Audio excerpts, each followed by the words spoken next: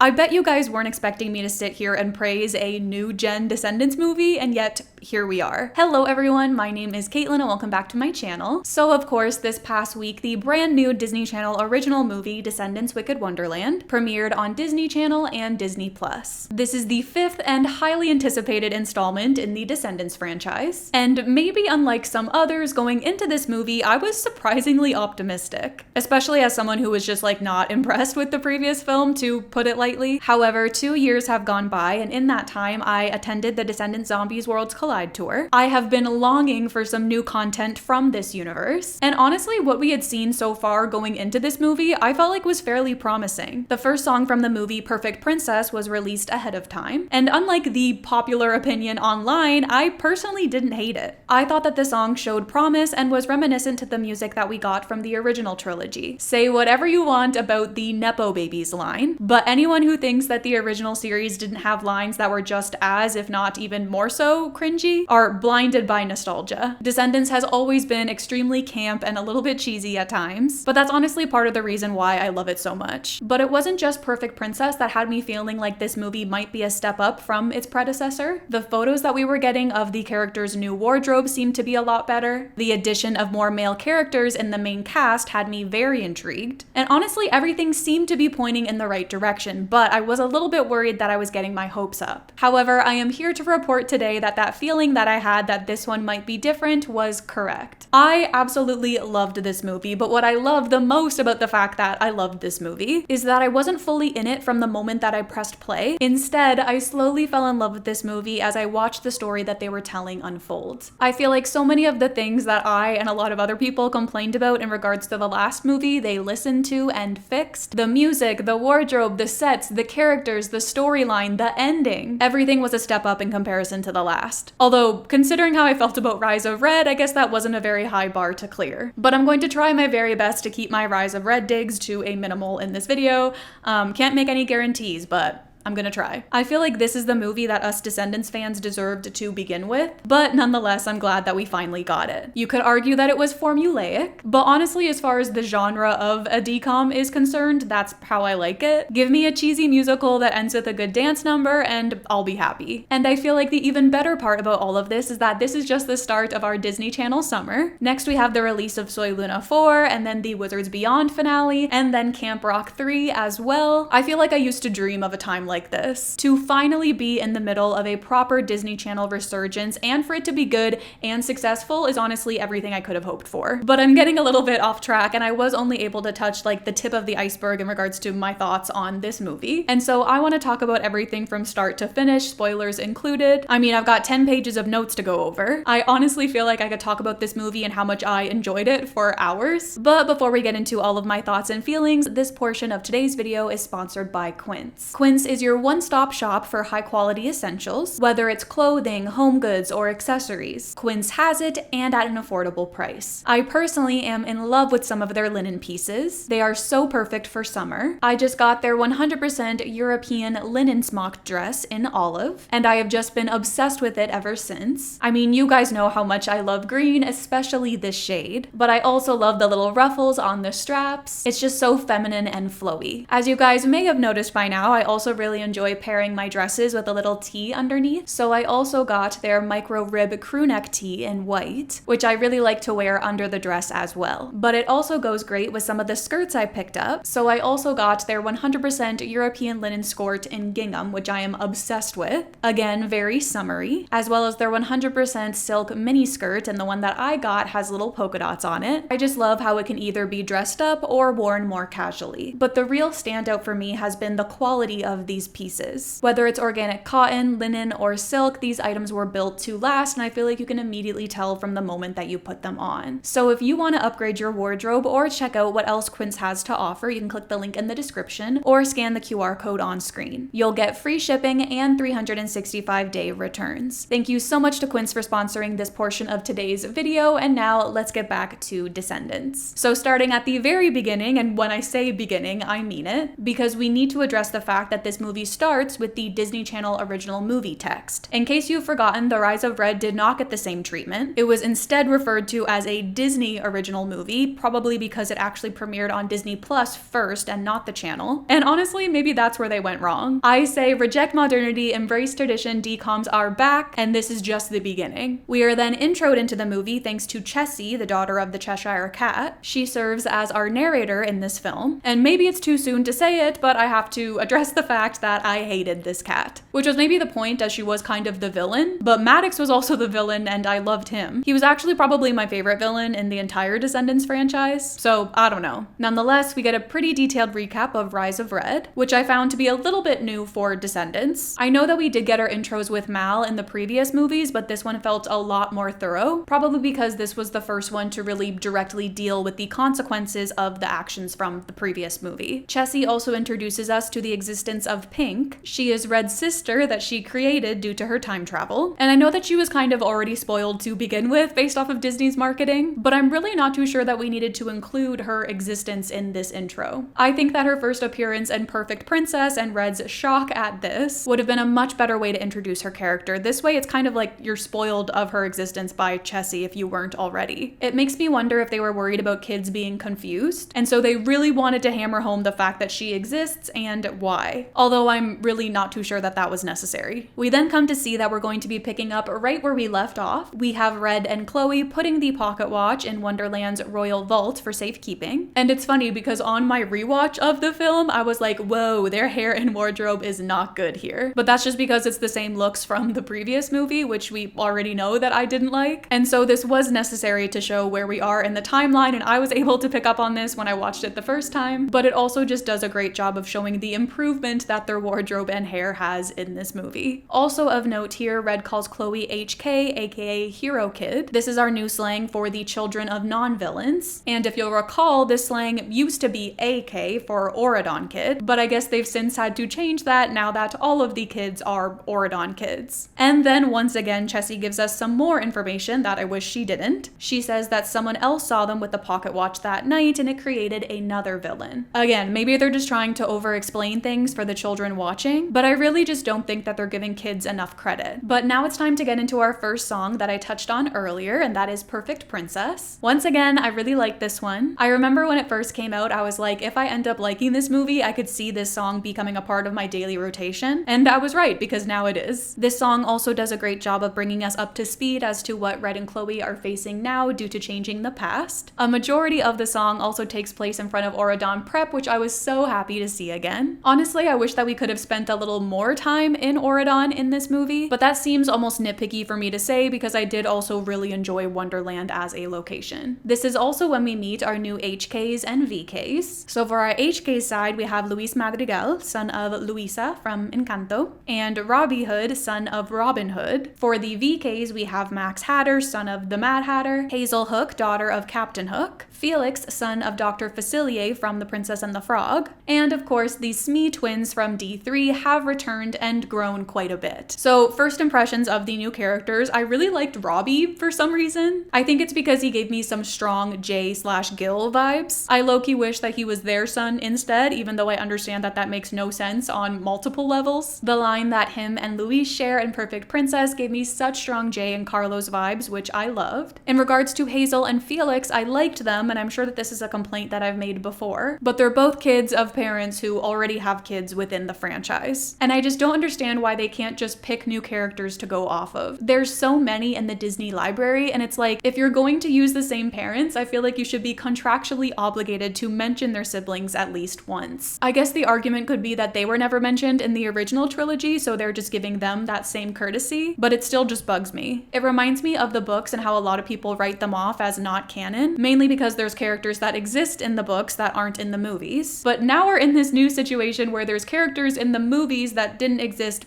previously. And I understand why this happens because we are in this new era and we need new characters. And they can kind of do whatever they want and just call them a sibling, but at least bring up the existing characters that we already know, especially in a movie like this one, so we can get confirmation that they do still exist. Like, for crying out loud, Chad didn't even get a shout out in this movie, even though I personally feel like it would have made even more sense for them to reference his existence in this movie than it did in the last one. I mean, Chloe's best friend just found out that she's no longer an only child, and so maybe she should help her out a little bit. If not for her, then maybe for us to know that he still exists now that we know that siblings appearing and disappearing is on the table. Honestly, I need to move on or else I'm gonna get too heated about this. So we then meet our new villain that was teased earlier, and that is Maddox Hatter, aka the Mad Hatter. We get some more narration from Chessie that was not necessary, in my opinion. I guess they wanted to remind us that he was Red's former friend, and the explanation that he was sent to the Isle is important, but once again, we see that later on as well. You know how one of the main storytelling rules is to show, not tell? That would have been great, but since we're talking about Maddox, I really do have to give him his flowers. Him and his son were probably my favorite characters in this movie, which is maybe an unpopular opinion, I have no idea. But like I mentioned earlier, Maddox is probably my favorite villain from this franchise as a whole, so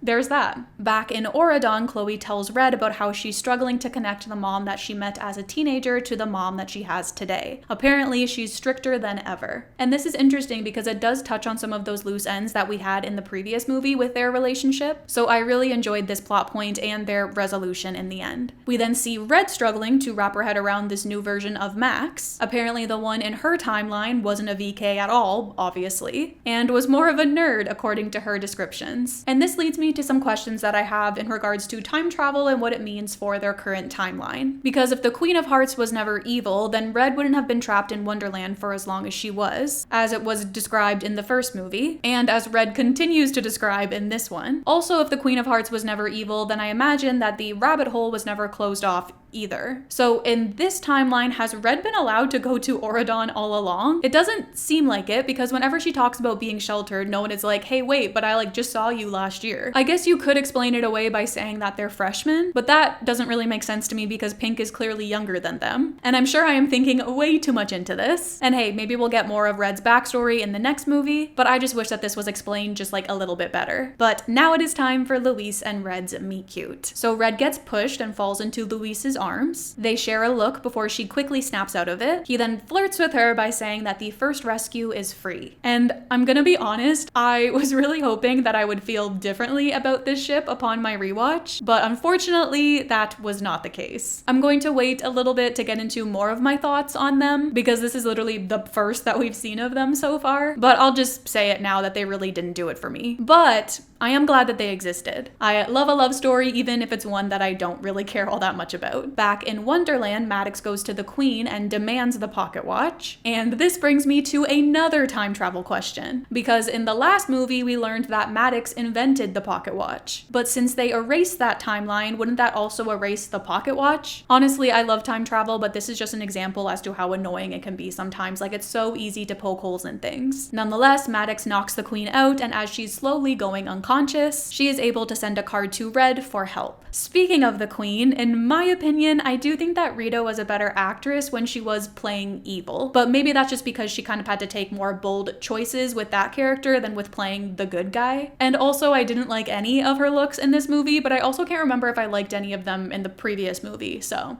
I don't know. So Red and Chloe then learn that the Mad Hatter is now the #1 villain in Auradon, and then the HKs and VKs begin to antagonize one another. And I have to say, I did really enjoy all of this hero kid versus villain kid stuff. I mean, this is kind of part of what I wanted to see in the previous movie, as to like what the kids' dynamics with one another are like now that the barrier has been taken down. I feel like the ending of Descendants 3 suggested that now it would be easy, like everyone can happily coexist in harmony in Auradon, but as we can see here, there is still a rift between these two groups, and obviously change doesn't happen overnight. You could argue that this kind of undermines the ending of the third movie because now we're seeing that everything isn't perfect, but I definitely think it's more realistic this way, and I feel like they kind of hinted at the fact that like it's not going to be easy, but it's worth it. We then get our first appearance of the fairy godmother, the goat that is literally holding this whole entire franchise together by a thread. Oh, and Red learns about her mother's kidnapping. Chloe suggests that they go to her mom for help, but then this backfires when Cinderella forbids them from going to Wonderland. Wonderland. Chloe then tries to argue that sometimes you have to get your hands dirty, wink wink, but this argument doesn't go over well. Also of note in this scene, we get a beautiful shot of Carlos's portrait right in center frame. I personally was very happy to see that, and I really do hope that that continues to be a tradition no matter how many Descendants movies we get. But now we have to talk about Uma because this is the first and only time that she gets brought up in this movie. And I'm sorry, but why give her the role as important as headmaster, but then not make sure that you also sign her on for 2 more movies? Don't get me wrong, I'm fine with Fairy Godmother going back to her old position at Auradon, but if she's not going to be here, can we at least get an explanation as to where she is? Because that is just lazy storytelling in my opinion. And speaking of, in what world would Uma be the one calling up Auradon Council and coming up with a carefully thought out rescue plan? Like, I'm sorry, what? Who is this Uma that you're speaking of? Because that's not the Uma that I know. The Uma that I know would have been like, yeah girl, go save your mom, good luck. Do you want to borrow a sword? Here you go. She would not be the one that would be wanting to follow rules and protocol. If anything, that's why Mal made her the headmaster, because they needed that change. Sorry for getting a little bit heated there, but the suggestion that Uma would be the one holding them back is a little bit preposterous to me. That being said, Max, Felix, Hazel, and the Smees plan to go to Wonderland, and despite what Chloe's mom advised, the girls plan to go as well. So Max and the VKs show up at the rabbit hole. He explains that he's nothing like his dad, never wants to be, and that they're there to help. Then in comes Pink, Robbie, and Luis. And now we have to talk about this main cast, because I love a big cast, I really do, but did it really need to be this big? I feel like we could have cut out Robbie, Felix, and the Smees, honestly. And that's coming from someone who loved each of those characters. I think that they were attempting to go for like a D3 big cast vibes, but it worked so much better in D3 because they were all characters that we already got to know from previous movies. And it's like even the movie itself knew that they were doing too much with all of these characters, and so they just kept sending them away and making a joke out of it, which, don't get me wrong, made for some funny moments. But I feel like other characters like Pink and Hazel could have gotten more screen time if we cut down on the main cast. That being said, the gang then heads down the rabbit hole, and this made for a fun little beat. I didn't love the green screen in the hole itself, but that's probably me just being nitpicky. I really don't know how else they would have done that. We also get a fun sneak peek here of evil Chloe, which I wish the Descendants marketing didn't kind of spoil already, but also it's Descendants that we're talking about, and I feel like that's fairly on brand for them. So now we're in Wonderland and everyone is exploring when one of Maddox's spy dodo birds spots the kids. This upsets Hatter mainly because his son is a part of this group, and this brings us to our second song, Mad. And I really liked this one. Honestly, both versions of the song are so good. I was happy that we got one from the girls as well, but I definitely think that the one from the movie is my favorite. And this also might be my favorite musical number from the movie as well. I absolutely love the line where he sings that he spent too many years on that isle and then he sends all of the kids backwards. It was so good. I felt like I was so captivated during this entire number. It also gave me some very strong Nightfalls / Evil Audrey vibes. This one as well as Dancing with the Enemy, which, speaking of, why are the villains in the Descendants universe such cowards? They never fight their battles in person, at least not when it comes to Maddox or Audrey. They're always hiding behind their magic from afar instead. It's like these children are not nearly as threatening for you to be acting this way, but I understand why they do for plot reasons. After the song, Red and Luis follow a door out of the house that they were trapped in, but now they're alone. Luis assumes that Red knows what she's doing because she grew up there, but the difference is this isn't the Wonderland that Red grew up in. So she tries to act like she knows what she's doing, but she really doesn't. Luis starts to realize this, and this causes Red to snap at him, admitting that she's not who everyone thinks that she is. She then rants about being shut out from the world her entire life, and then the minute she gets a breath of fresh air, she screws it up for everyone. Which once again has me questioning the time travel timeline and what is real now and what isn't. Because if the Queen of Hearts is no longer evil, would Red have grown up sheltered? I don't know. She then apologizes for snapping, but he admits that he knows a thing or two about family legacy. Red then ends up asking him what he wants for his life, and this shocks him as he admits that nobody's ever asked him that before. A bit of a cliche moment, but very Descendants. And now, I have some questions about Luis. First of all, I know that I'm not alone in the fact that when it was first announced that one of the Descendants in this movie was going to be a child of a character from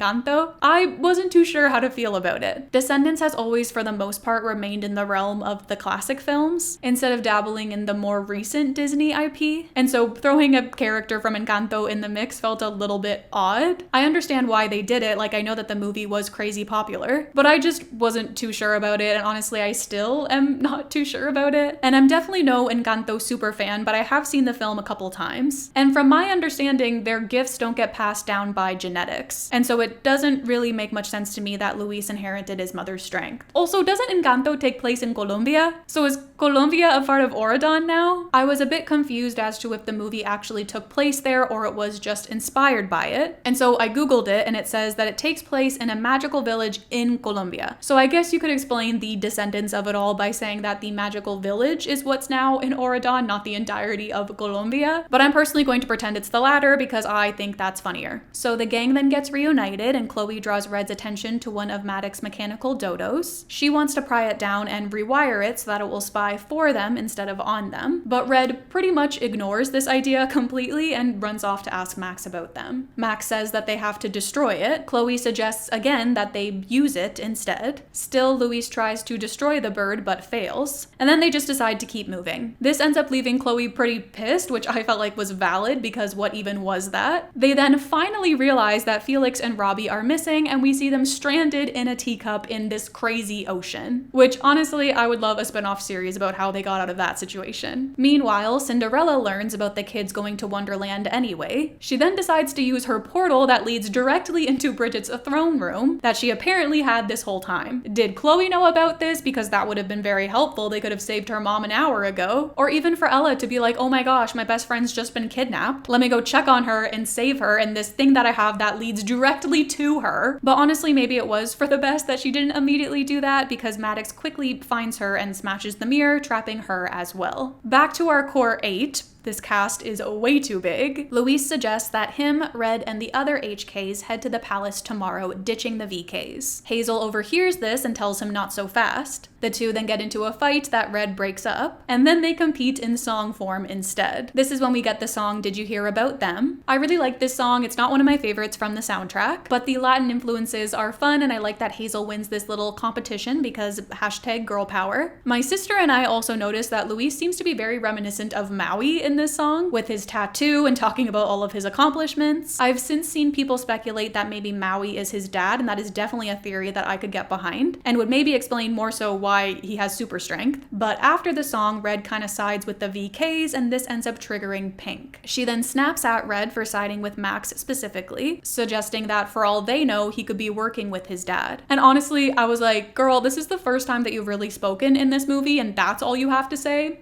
Disappointing. So Red then goes after Max, but Chloe stops her because she wants to talk about what happened earlier. Red argues that she's just used to the VK's way of doing things, but Chloe notes that she blew her off and that they were supposed to be doing this together. She admits that if she's not going to be heard, then she's not sure why she came. Red retorts that she came to fix their mess. Chloe ends up agreeing that she has a point and lets her go after Max. Now this is kind of like their turning point for the worse in regards to their friendship in this movie, or I guess you could argue it was earlier when Red completely ignored her, but I did find this dynamic to be really interesting. In the previous movie, it was just the two of them on their adventure, and so obviously things are going to change and dynamics are going to shift when you add other people to the mix. And when you add the fact that Red feels like she can relate more to the VKs than she can to Chloe. It definitely makes for a complicated situation to say the least. So Red reassures Max that she trusts him, and she says that if they can save her mom, then maybe it's not too late for his dad. He wonders why she would want to do that, and she admits that she still believes that there's good in him. He then reveals that Maddox saw them in the past with the pocket watch when they traveled back in time. Obviously, he doesn't know that these people that his dad saw with the pocket watch were Red and Chloe, but we do. He shares that that's why everybody thinks that he's a madman, and Red then realizes that she literally made him that way. And I honestly wish that we could have seen a little bit more of remorse from Red in this moment, because Maddox was literally her only friend in the original timeline. And to find out that you pretty much ruined your only friend's entire life to fix your own? Like, you would think that that would get to you. Max then shares that he thinks that they could bargain with his dad, but he's not really too sure what with. Red asks if there's anything that he can't live without, and then this gives Max an idea. In other news, Felix and Robbie are alive, and they have returned just in time for our next big dance number. Coincidence? I think not. Max then shares with the group that they're going to go after his dad's most prized possession, his oraculum. This is his invention with all of the magnifying glasses that they never really clarify what it is or what it does. I feel like it's just a step away from the time machine, and the fact that he did invent the time machine in the other timeline makes me think that he probably wasn't that far off in this one. Maybe he should have just stuck to that instead of causing all of this havoc, but I digress. Anyways, they're going to steal this oraculum and use it to get her mom back. Maddox sees them plotting this plan and decides to make his second attack, so he sends them off to a chessboard and shrinks them down to size. They wake up, magic soldiers appear, and Chloe thinks that he's challenging them to a game of chess. She then starts ordering the group on what to do, but then when she makes her first move, Robbie gets blasted out of the game. Hazel gets upset with her for thinking like a princess, and then Red agrees with her. Major yikes. She then shuts her down and says that they have to think like a villain. And this brings us into our next song, Dancing with the Enemy. This might be another one of my favorites from the movie. It kind of reminds me of Chillin' Like a Villain just because it also has that like groovy energy. Although my friend did point out that the synth in this song is a little bit loud and kind of drowns out their voices, and ever since she pointed that out, I can't unhear it. During the song, Red realizes that the big evil flower needs to be taken down, and then she pretty much presents Chloe to it to be eaten by it. For why, we may never know. This moment confused me so much. I just can't for the life of me understand what her plan was here. Like, what did she expect her to do? I don't know. But then at the same time, I can also kind of see where Red was coming from. I mean, her and Hazel then figured out what to do fairly quickly, and so I imagine she was probably thinking like, girl, why did you just stand there? Anyways, Red then uses the flower to jump off of it and then take down the soldier that was on like the raised part of the board, and is then able to take down the soldiers. Afterwards, Max checks on Chloe and relates to her feeling betrayed by Red because of everything that his dad keeps putting them through. They're then able to use a leftover Alice cookie to turn back to their normal size, and Pink is smart enough to take some with her. Once again, the rest of their friends are abandoned while still tiny, and they don't really seem to care all that much. So after the last run-in with Maddox, Max plans to go to his workshop alone. This way he can bring back the oraculum by himself, and his friends will finally trust that he's on their side. Meanwhile, Red attempts to talk to Chloe, but then she tells her that if she can't see the problem, then she doesn't even know where to start. But enough about that, because it's now apparently time for Red and Louise to fall in love. So the two of them head outside for some air. Louise tells her that she doesn't give herself enough credit, and that she's a great leader.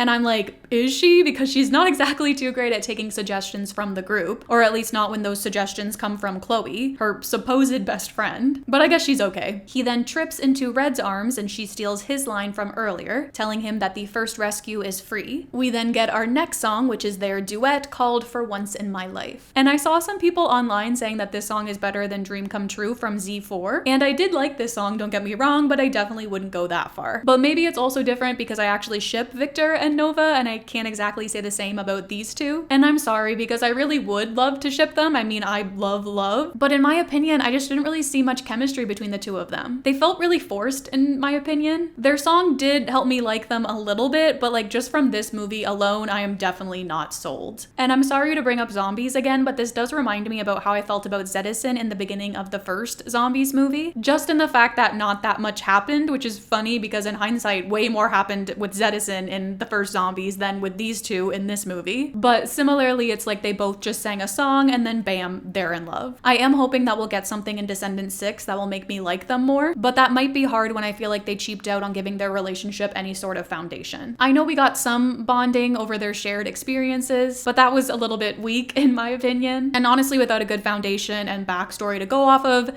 you lost me. It's almost like I want to get excited about a ship and feel as though I came up with the idea of them before even the writers did, but I definitely wasn't feeling that way when I was watching this story unfold. They honestly just weren't giving us enough to work with, which is so disappointing. And then of course I'm also upset that we never got a Ben and Mal duet, and yet these two got one already. I understand that Mitchell Hope wasn't that big of a singer, but they literally could have used Jeff Lewis's voice again, just like they did with Did I Mention. I don't think I'm ever gonna heal from the fact that we never got a Bal duet, and so maybe I'm unfairly taking my anger out on this ship, but I highly doubt that that's the case. Back at the house, Pink and Chloe bond over how hard it can be with Red sometimes.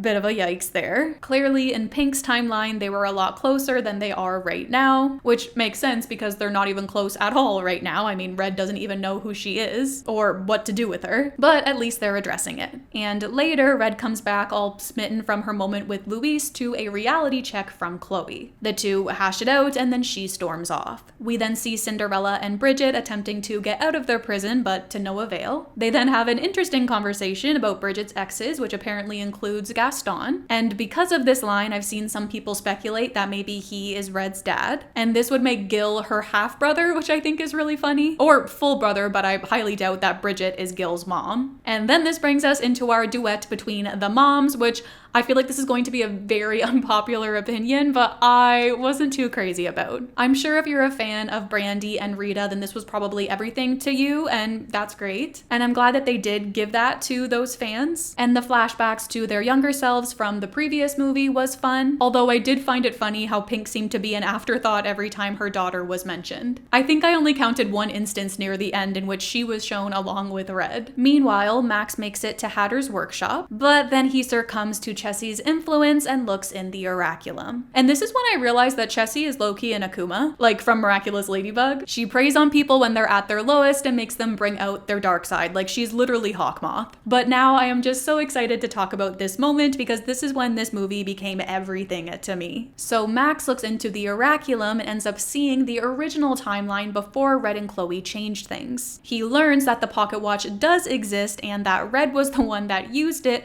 to take away the good upbringing that he had with his dad. He then destroys the invention in a fit of rage and comes up with the idea of enchanting Chloe to use her to get the watch. This way he can get things back to the way that they were. And can I just say that I think some of the best villains are the ones where you can see where they're coming from, and I 100% see where Max is coming from in this. I was almost more so on his side at this point than I was on Red's, because why does she get to go back in time and fix her life all while ruining his life in the process? If Red can go back and change things, then why can't he? I understand that the fabric of time is delicate and that we shouldn't go back and risk more things getting messed up, but all I'm trying to say is that I can definitely see where he's coming from. And it's also kind of crazy that Red never told him any of this, although I don't even know where she would have started or if he would have even believed her. But what a crazy reveal. I was so on board with this movie after this happened. But back to Chloe, she then begins to sing the best song from the movie, in my opinion. It's kind of like our Queen of Mean 2.0, and that is of course Heartless. She also gets a bit of a bet on it moment in the water at one point, which I also loved. Max then joins in on the second verse, and I really like his voice, but I will say that he does sound just like a little bit like Danny Gonzalez, and that kind of threw me off a little bit just because his songs tend to be parodies. But I think the more that I listen to the song, the more I'll be able to get over that. I also found some of the production on his verses to be a little bit like K-poppy, but that could just be me, I don't know. Max then gives the bracelet to Chloe in a very like Snow White poison apple-esque moment, and after some hesitation, she puts it on. Evil Chloe is then born, and I am so here for it. Obviously, I was spoiled in regards to Evil Chloe's existence, mainly because of the doll that came out before the movie, but I was very curious to see how we were gonna end up there, and I can honestly say that I loved the way that they did it. I'm not crazy about her evil wardrobe, which is probably another one of my hot takes. I loved her straight hair and the tinsel, but I just didn't love the pants and the cape combo. The following day, Pink gets upset with Red for how she's been treating her, so for basically not treating her anyway at all. But then Red spots Chloe and Max in the distance and she runs after them. Max then reveals to her that he knows what she did, how she ruined his life for hers. She tells him that she never meant for that to happen, but it's a little late for apologies. And I also just have to say, poor Luis. He must be so confused right now. But then Chloe and Max run into the maze and they run after them. Pink also arrives at the maze, but it closes before she can get in. We then have a bit of a chase scene before Red and Luis come face to face with them. But the hedges are moving quickly, so Luis sacrifices himself, holding the hedges apart long enough for Red to make it through. She promises to find him, which is another promise that she breaks, and his sacrifice was low-key for nothing because she still wasn't able to catch up to them. Now alone, Red hears voices of everyone being disappointed in her thanks to Chessie, my nemesis, but I do also love how she mentions that she left her boyfriend in a shrub. That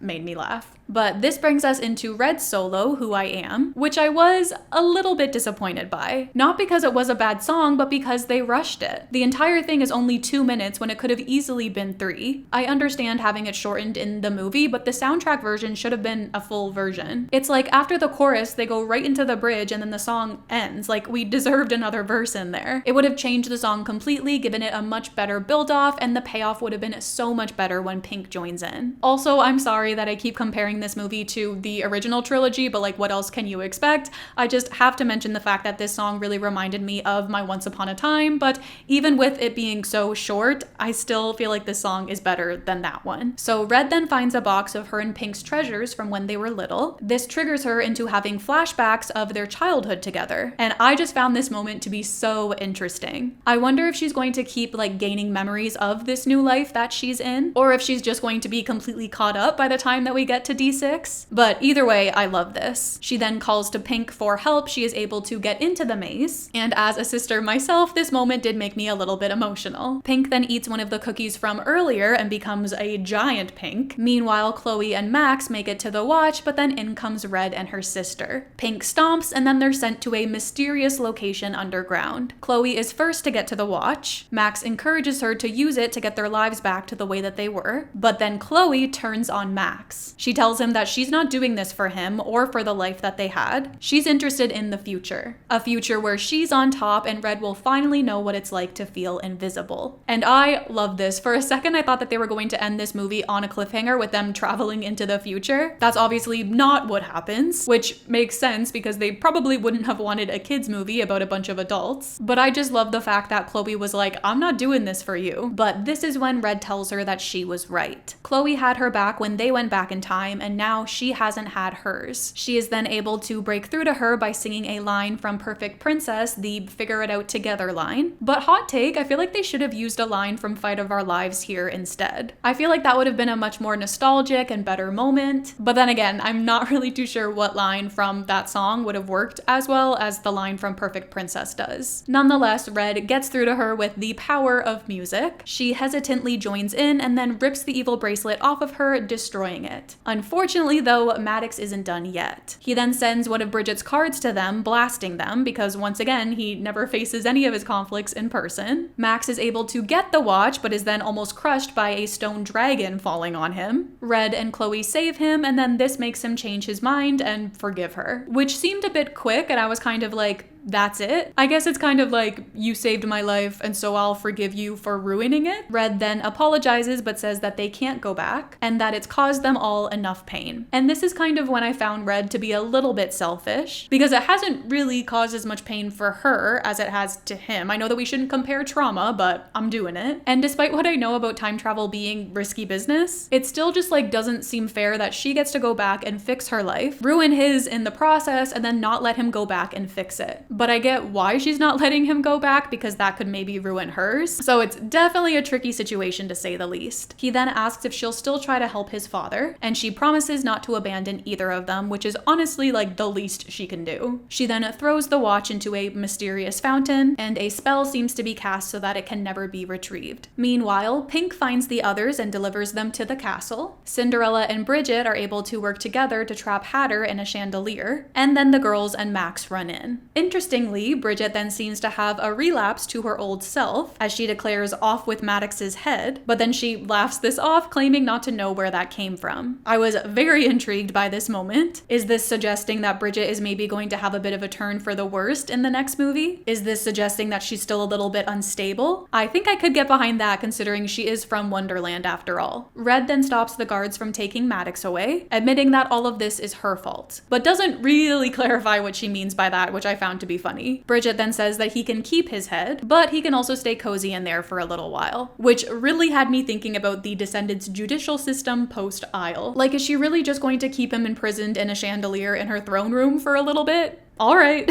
This then leads us into a little tea party and big final group number. And I was like, finally, the Descendants that I know and love is back. The reprise of Life is Sweeter that we got in our finale of the last movie I found to be despicable. And so this was a step up to say the least. During this, Chloe and Ella apologize to one another and we get a nice wrap up of that plotline. Red tells Luis that she owes him one and he teases back that actually she owes him two. And like I mentioned, we get our final song from the movie, Go Live It. And I enjoyed this song, but it's not one of my favorites from the soundtrack at this current moment, but that could very well change. But I did very much so love the fairy godmother finally getting a line in a song. And of course, in typical Descendants fashion, we then have our cliffhanger. We see Pink find her and Red's box from when they were kids, which now appears to be glowing. She takes a look inside and sees something, but we don't see what that is. So what does this mean? What are we theorizing? Please leave all of your guesses in the comments. I feel like this has to be hinting at the fact that Pink is going to play a bigger role in the next movie, which is good because she really didn't have much to do in this one. And then of course we get our you didn't think this was the end of the storyline, which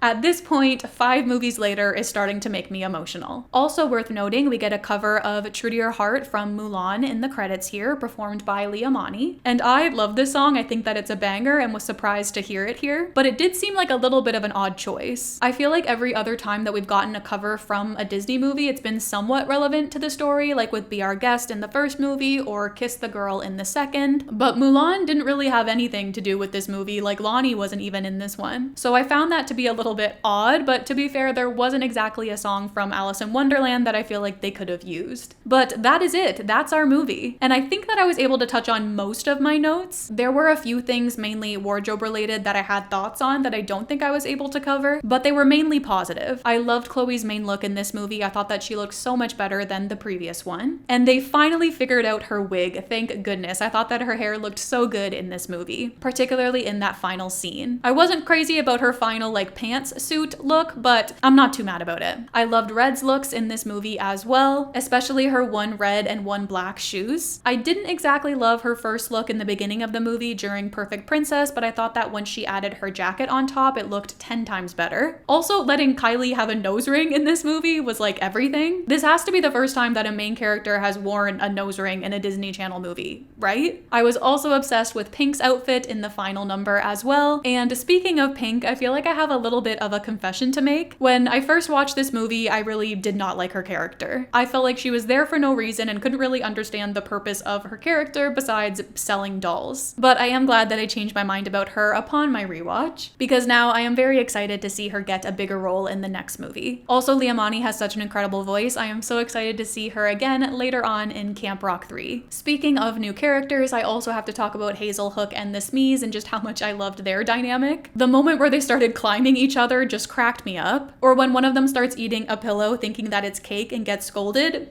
Amazing, 10 out of 10. Although I do have to admit that Hazel's like hook accessory did start to bug me at a certain point. I was like, girl, can we put that away? Lastly, I just wanted to touch on something else in regards to Max and his character. Originally, I was a little bit confused as to if he was born on the Isle with his dad or if he was born after the barrier got taken down. But then I saw a photo of him also being trapped on the Isle as well. And I was like, whoa, how did I miss something like that? Like that seems like a really important plot point. And so I went back to the movie and it was shown very briefly when Max was looking into the oraculum. I had to go frame by frame to even get a shot of it. And I was just so surprised by the fact that that wasn't hammered home, that he also grew up on the Isle thanks to Red. I guess it's a bit of a tricky situation because we don't know how old he was when the barrier was taken down, so maybe he didn't necessarily spend much time on the Isle, but I just thought that that was interesting that they didn't highlight that more. And then I also have a bit of a controversial take that I'm actually stealing from my sister Clover because she came up with this and I was like, oh, I like that, but I'm giving her credit, so is it stealing? I don't know. But after watching the movie for the first time, we were talking about how we both like weren't really too crazy about the Red and Luis love story. And then she was like, you know what they should have done? It should have been Max. Red's love interest should have been him. It would have made so much more sense story-wise because they do have more of a history together. And while the reveal with Max in his dad's workshop is still very good, it's probably my favorite point of the movie. Imagine how much better of a moment that would have been if him and Red were in a relationship. They have fallen in love, they've just shared this big duet together, and now he's decided to go and get this invention for her and save her mom,